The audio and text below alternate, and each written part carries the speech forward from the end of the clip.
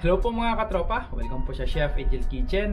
For today's episode, alamin natin kung paano po gumawa ng masarap na espresso kahit wala po tayong mamahaling coffee maker or malaking makinarya. Gamit lang po yung ating portable espresso maker. So without further ado mga katropa, umpisahan na po natin. So mga katropa, i-unbox muna natin itong ating portable espresso maker. Nabili ko po ito sa China. So ito po, available din po ito sa atin, lalo na po sa online. So ito na po yung laman ng box. Una natin nakikita, ito yung Nespresso capsule. Ito po ay malaki. Yan, ito siguro nasa double shot po ito. Yan. So mayroon din po siyang maliit sa loob. Yan, dalawa po yung Nespresso capsule niya, isang malaki, ito, at mayroon pa po siyang isang maliit na Nespresso capsule. And then, tingnan natin kung ano pa yung laman ng box. So, ito na po yung pinaka-body niya. Ito po, mayroon po siyang manual, but in Chinese, so hindi na natin yan mababasa. So ito pa po yung kanyang mga parts. Yan, ito po yung kanyang water tank. Diyan po natin nilalagay yung mainit na tubig.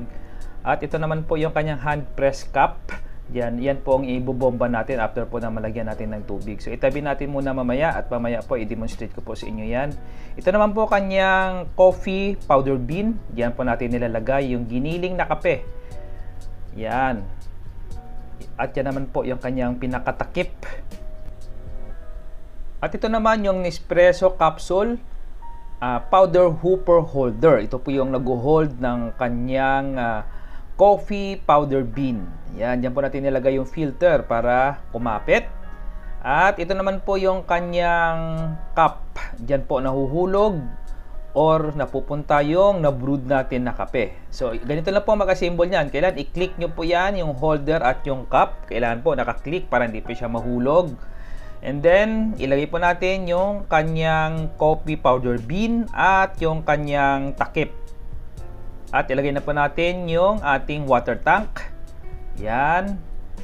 And then, twist po natin 90 degree para umangat po yung ating hand pressed cup. Yan po ang bubumbahin natin mamaya. Nakita nyo po kung paano po ang pamamaraan kung gagamit po tayo ng powdered coffee, yung na-grind na po.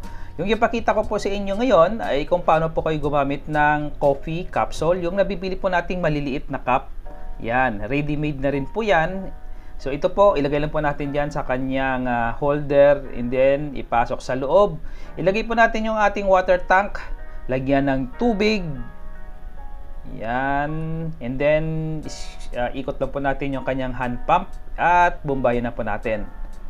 So maliban po sa maliit na capsule cup, mayroon pa po siyang malaki kasi dalawa po ang sizes po nito kung gusto niyo po medyo matapang at medyo katamtaman lang. So single and double shots, most common reason po yan sa pag-brew po ng espresso.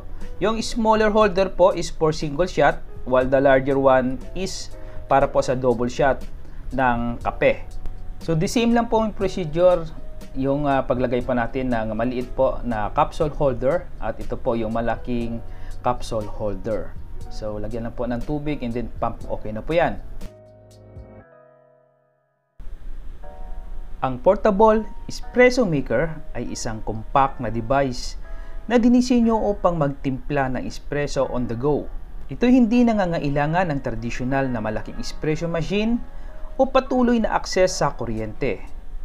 Popular naman ito para sa paglalakbay, camping, hiking, o para lang sa pagtangkilik ng dekalidad na espresso kahit saan.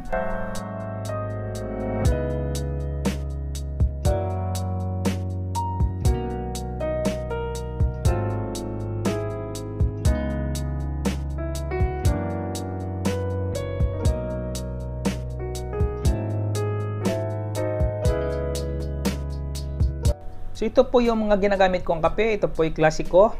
Classic taste po ito, 100% Arabica. Medyo mild lang po at mabango yung kanyang lasa. At ito po yung aking bold roast. Medyo matapang po siya. Kung gusto nyo pong sumisipa talaga, yan po yung bilhin nyo.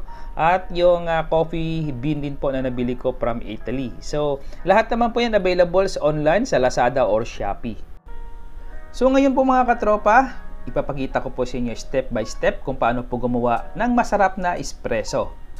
So kunin na po natin yung ating coffee maker filter at mag-scoop lang po tayo ng kape. Again, ito po ay giniling na buto ng kape, hindi po ito instant coffee sa mga nanonood. And then ilagay po natin ito sa kanyang filter. Make sure po na wala pong excess. So, pwede po natin i-press yung bandang puwitan ng ating scoop. Yan. And then, ilagay po natin balik yung kanyang filter cup. After natin ito ng masara, ng mabuti, ilagay po natin ito balik sa ating coffee filter cup o yung kanyang pinaka-holder. Yan.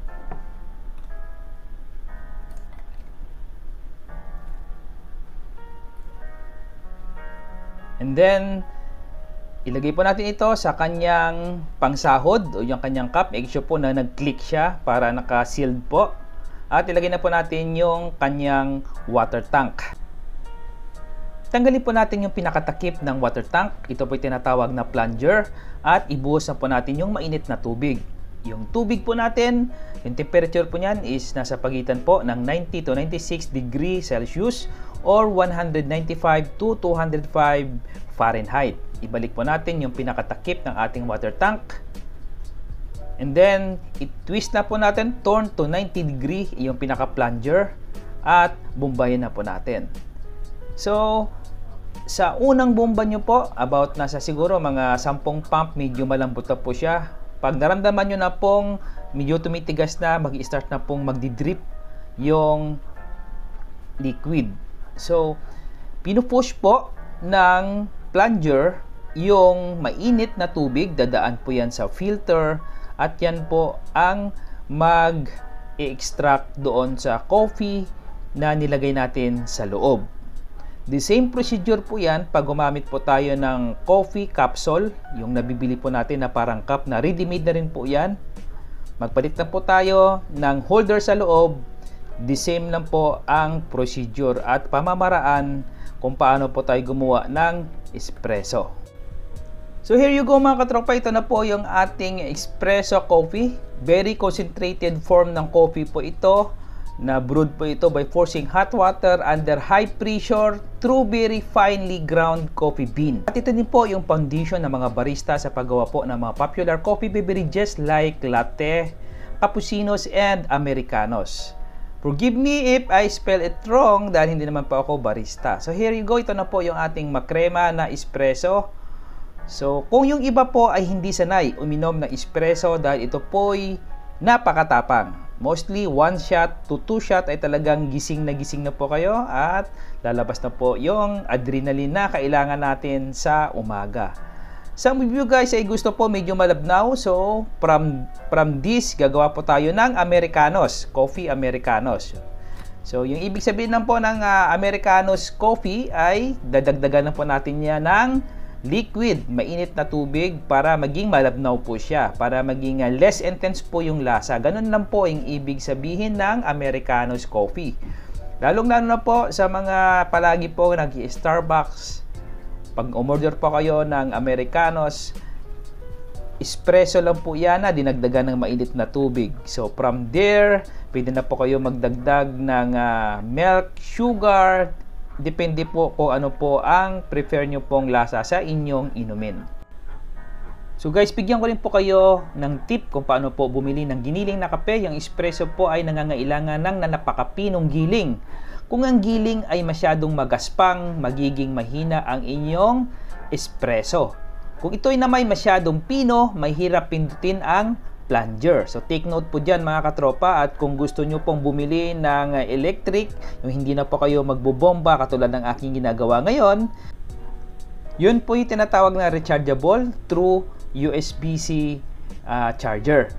So, ilalagay ko rin po yan sa aking tags, yung lahat po ng aking ginagamit dito, from portable, electric, hanggang sa mga kape po na aking nasubukan at gusto ko pong i-share sa inyo. So, tingnan nyo lang po yan sa tags po sa ilalim ng aking video dahil makikita nyo rin po yan. Please order naman po kayo para may commission din po ako kahit konti. Salamat po!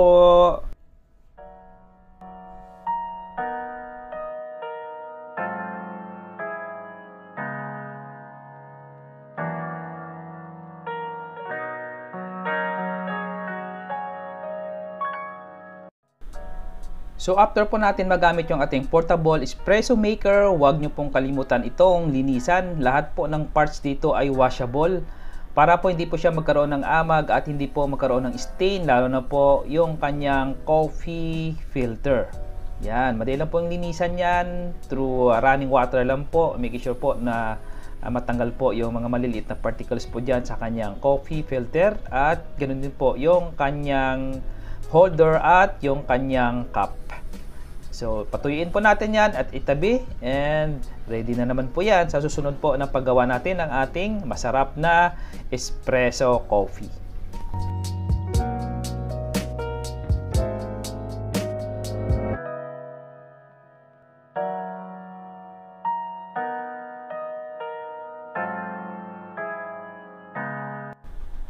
So mga katropa, salamat po sa patuloy niyo po pagsuporta sa aking YouTube channel.